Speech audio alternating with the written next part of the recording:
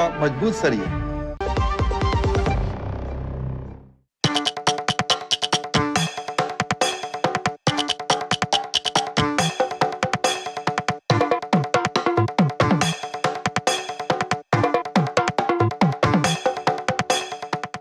नमस्कारः, स्वागतम् सर्वेभ्यः।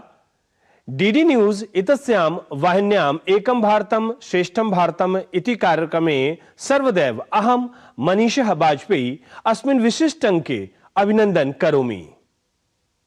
मेरे द्वारा प्रारंभ में जिस तरह से इन वचनों को उच्चारित किया गया है, उस लिहाज से आपको यह अनुमान तो लग ही गया होगा स्वल्पा स्वल्पा यानी थोड़ा थोड़ा कि इस कार्यक्रम की विषय वस्तु क्या है। आखिर हम किस चीज के बारे में, किसके बारे में बात करने जा रहे हैं। तो आप बिल्कुल ठीक समझ रहे हैं, क्योंकि हम बात कर रहे हैं अपनी देव भाषा की, वेद भाषा की, विश्व भाषा की, या यूं हम कह सकते हैं वैज्ञानिक भाषा की। इसको एक और नाम दे सकते हैं और वो है हमारी संस्कृत की भाषा की। हम बात करने जा रहे हैं अपनी सरल सुमधुर संस्कृत भाषा की।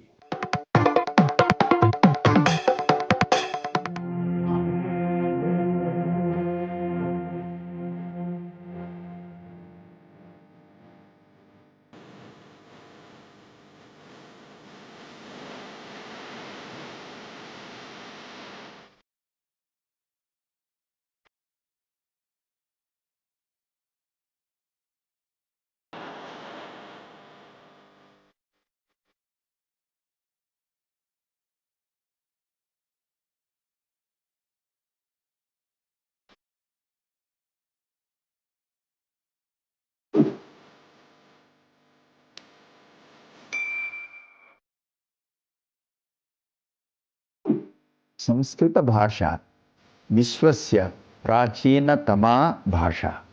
यदा लेखनार्थं लिपिः अपि न आसीत्, तस्मिन् समये अपि अस्माकं प्राचीनज्ञानभण्डारः, वेदाः, उपनिषत्, एते सर्वे लिखिताः न। वेदानां तु श्रुति परंपरा विश्वस्य प्राचीनतम ज्ञान भंडारः वेदेषु अस्ति।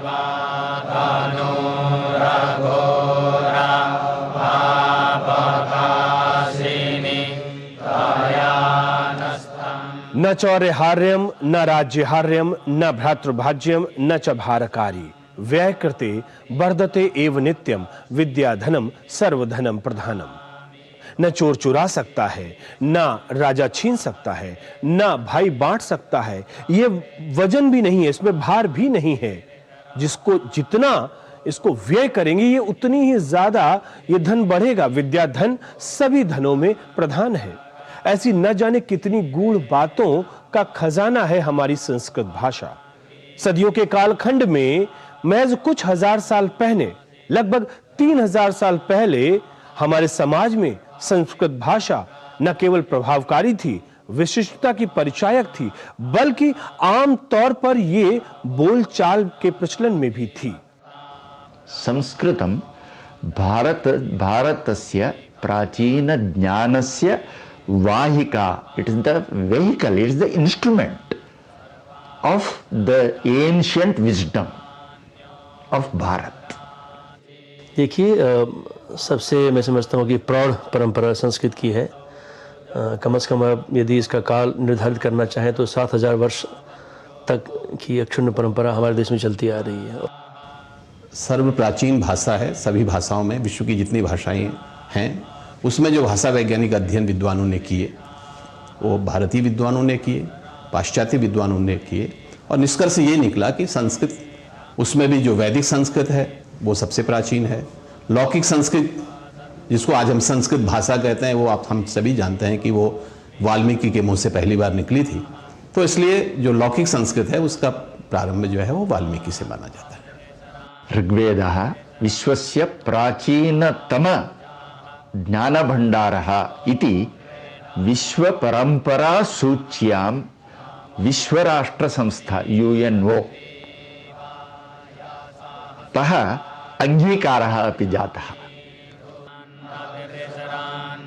इसकी सुस्पष्ट व्याकरण और वर्णमाला की वैज्ञानिकता के कारण सर्वश्रेष्ठता भी स्वयं सिद्ध है। संस्कृत ऐसे परफेक्ट भाषा है, उसका उच्चारण विश्व के किसी भाषा लीजिए, उनमें स्वर और व्यंजन रहते हैं, और जो स्वर हैं, स्वर सभी स्वरों को एक क्रम से जुड़कर रखा है इसमें।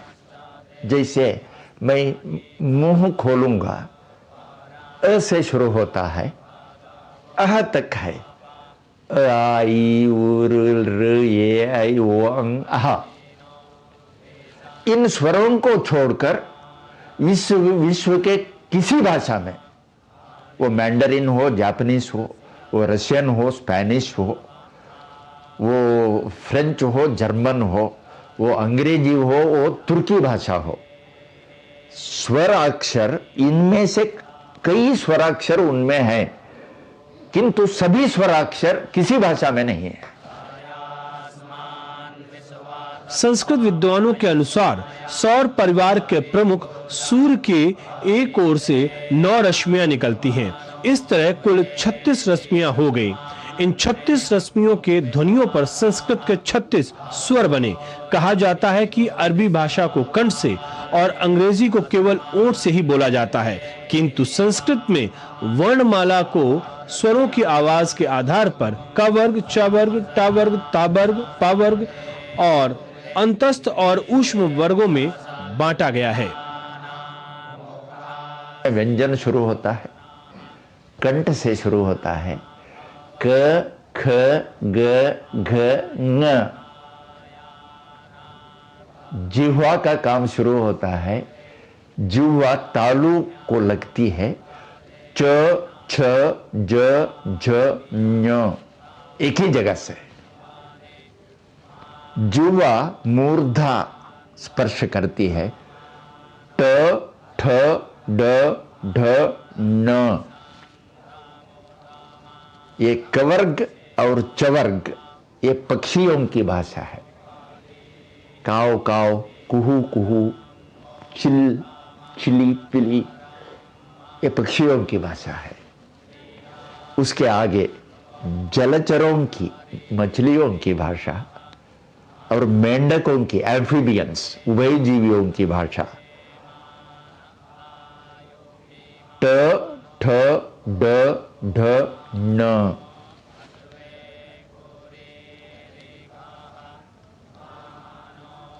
जिह्वा दंत का स्पर्श करता है, त, थ, द, ध, न।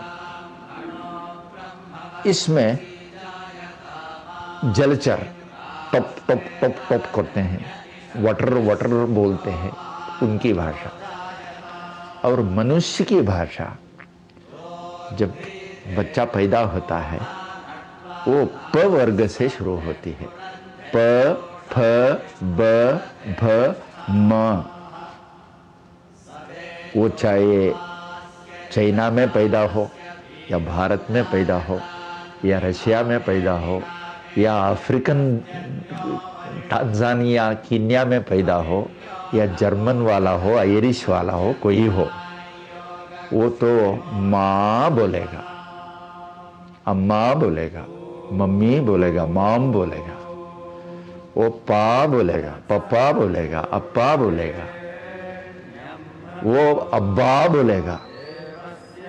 पकार से ही उनका स्वर शुरू होता है, उनका मुंह से व्यंजन आते हैं। और जो एडवांस्ड भाषा है, जैसे वेदों में प्रयोग है, वो तो य, र, ल, व, श, ष, स, ह, ळ, क्ष, त्र, ञ।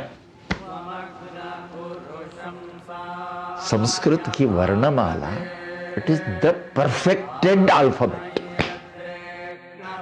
उच्चारणेन मुखस्य स्नायूनां श्वसनस्य, श्वसनं स्नायु चालनम्, एतद्द्वयमपि मिलित्वा भवति, एतादृश संयोजनम् अस्ति।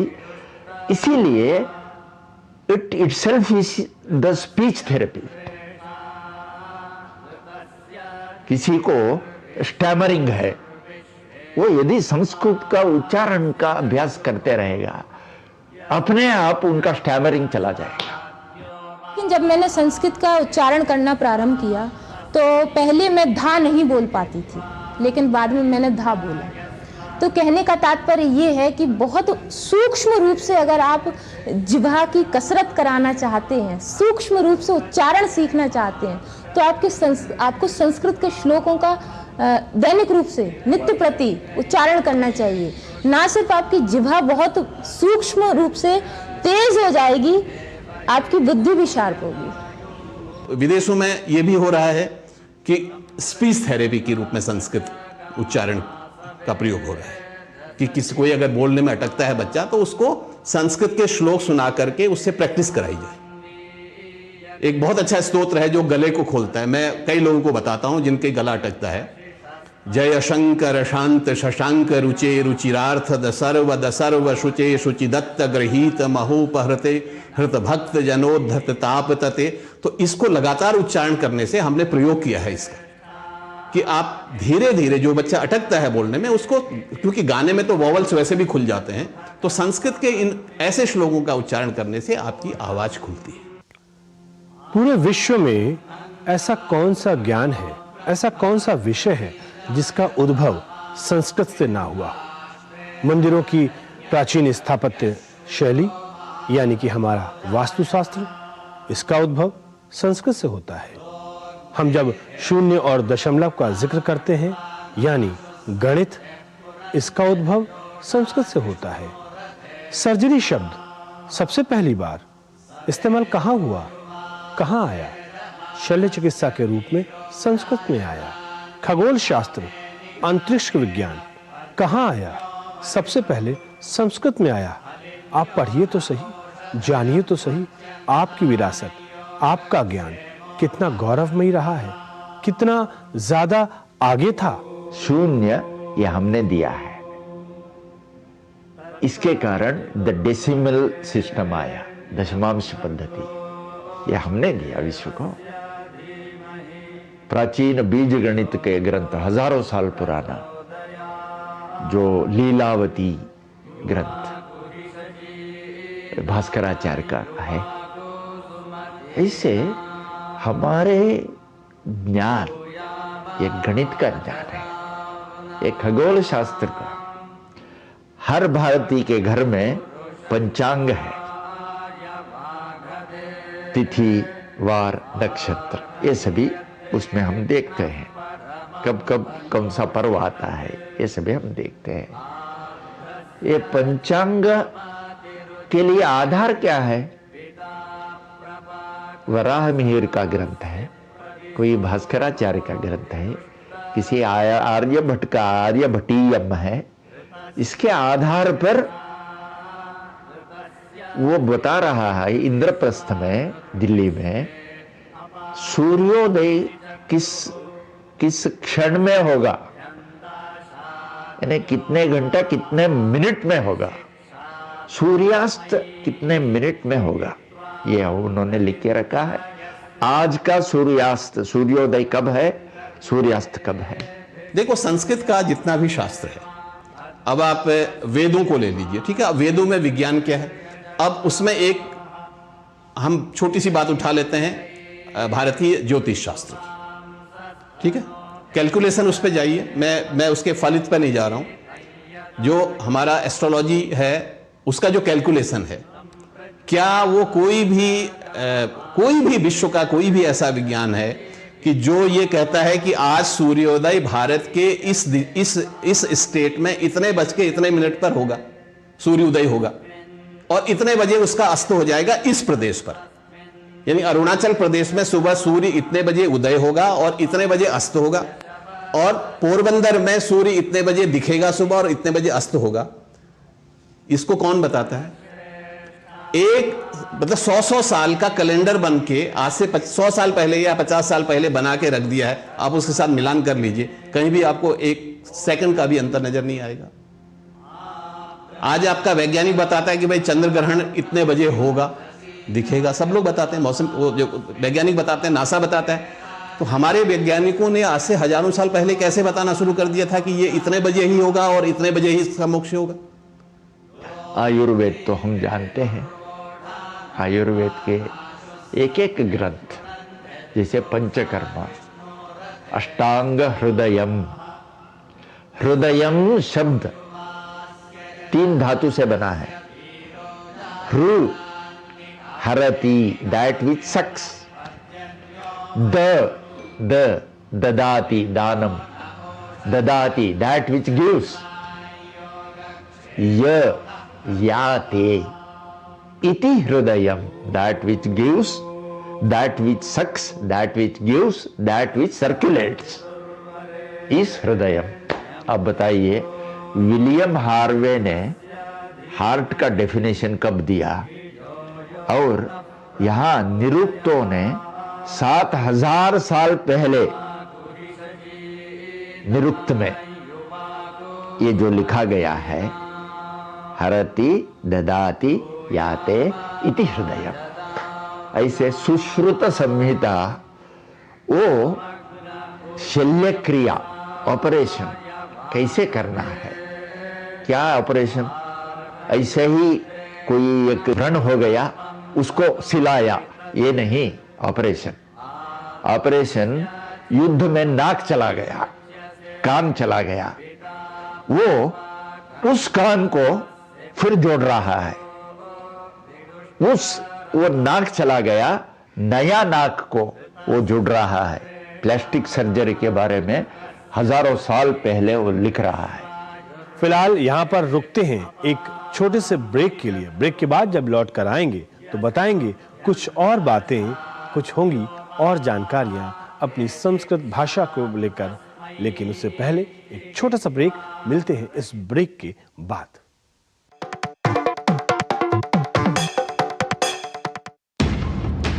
झूठ से भी खतरनाक होता है अधूरा सच, और वैसे ही खतरनाक होती है अधूरी खबर, क्योंकि हर खबर के साथ जुड़ा होता है उसका इतिहास, वर्तमान और भविष्य। देखिए हर बड़ी खबर जिसमें होगा तथ्य, तर्क और सबूत। देखिए पूरा सच प्रखर श्रीवास्तव के साथ सोमवार से शुक्रवार शाम 7:30 बजे सिर्फ डीडी न्यूज पर।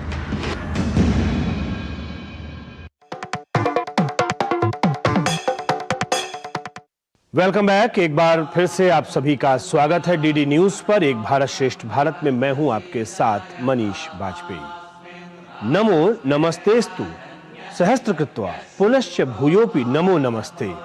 गीता के 11वें अध्याय के इस श्लोक में नमस् धातु के महत्व को प्रतिपादित किया गया है। नमस् धातु की उत्पत्ति भारत से होती है और भारत से ये यात्रा शुरू होकर ईरान की तरफ पहुंचती है, जहां पर प्राचीन फारसी अवेस्ता इसे नमाज पुकारने लगी और उसके बाद ये यात्रा कालांतर में चलती रहती है।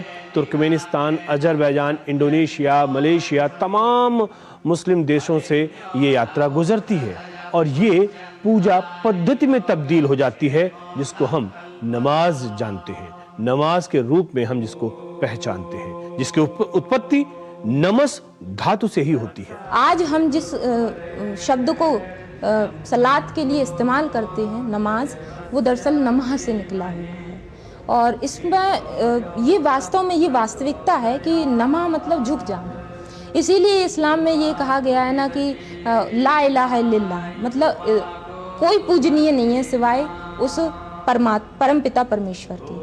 तो हम नमाज का इस्तेमाल इसीलिए करते हैं क्योंकि अगर हम झुक रहे हैं तो हम उसी परम पिता परमेश्वर के आगे झुक रहे हैं। इसीलिए नमाज शब्द बना है कि ये जो हम प्रार्थना कर रहे हैं वो उस एक सर्वशक्तिमान अखंड सच्चिद आनंद जो स्वरूप है उसके लिए, तो उस भाव को ये प्रस्तुत करने के लिए ये शब्द है नमाज।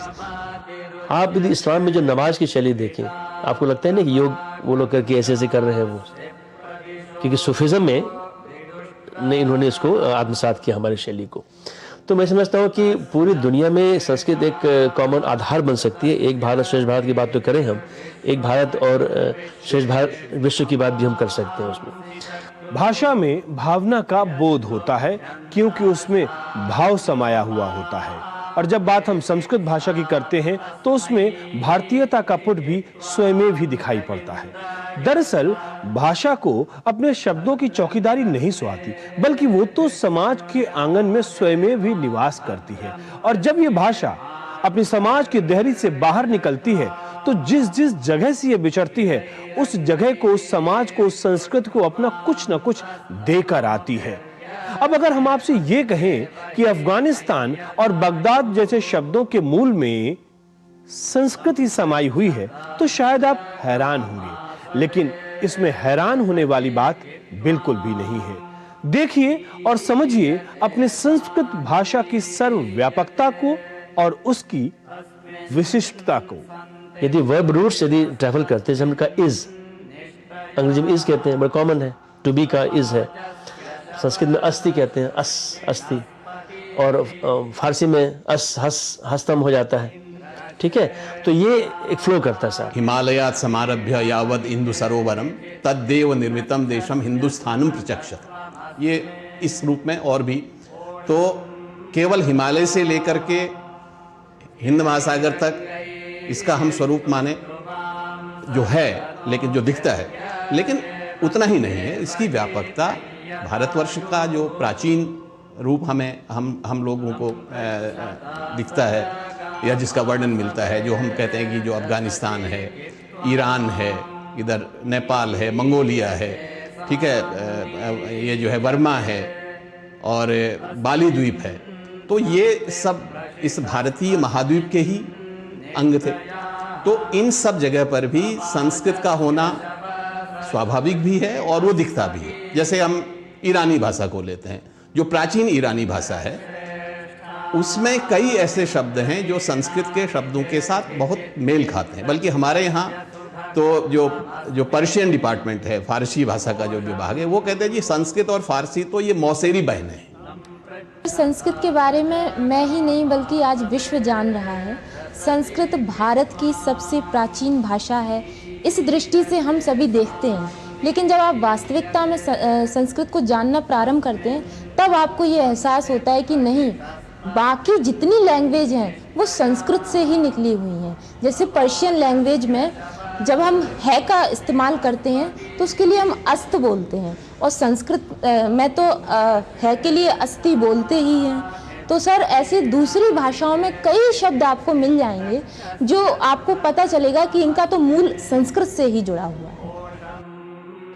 संपूर्ण भारतम एकम भाषा समरसतार्थम संस्कृतम, जाति समरसतार्थम उच्च नीच भेदभाव निवारणार्थम संस्कृतम, स्पृश्य अस्पृश्य भेद निवारणार्थम संस्कृतम, राष्ट्रीय भावैक्यार्थम संस्कृतम, नैतिक उन्नयनार्थम संस्कृतम इति कारणेन यथा उच्यते यस्मिन् नरे नास्ति निज भाषायां निज संस्कृतेः प्रति स्वाभिमाना एष एव नरः अस्ति पशु तुल्यम मृतक समः च।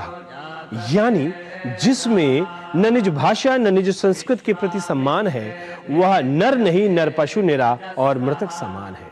अपनी भाषा से प्यार करिए, अपनी संस्कृत से प्यार करिए और अपनी सरस सरल सुमधुर संस्कृत भाषा को अपनाइए। इन शब्दों के साथ, इन भावों के साथ इस कार्यक्रम में फिलहाल इतना ही। दीजिए मुझे इजाजत, लेकिन इस वायदे के साथ कि फिर होगी आपसे मुलाकात। तब तक के लिए नमस्कार।